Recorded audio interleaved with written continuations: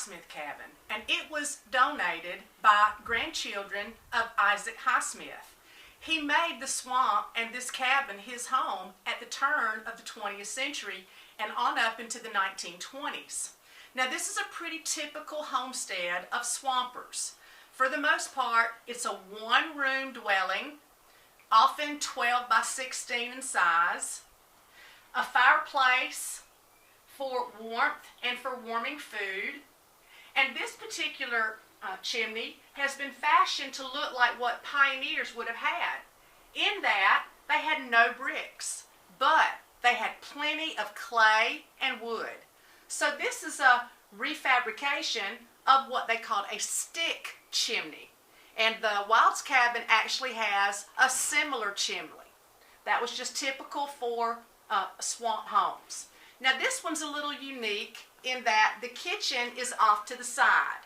They call that a side shed kitchen. And most of the swampers prefer to have a kitchen in a separate building out back to keep down the risk of fire to the rest of the dwelling. Now there is a second story to this home, and again that was typical of the pioneer swamp homes. And in the evening when it was time to go to bed, children would climb up this big sturdy ladder up into the loft, and that's where their blankets and pillows would be, and they would make their beds.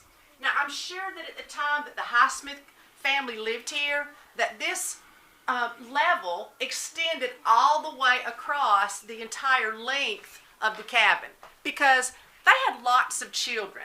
It was very typical for families to have 8, 9, and even 15 kids. Matter of fact, a man that didn't have at least 8 or 9 children was looked down upon.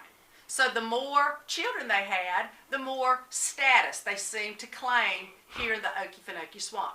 And it was also hands to help with the work and provide for the family's needs.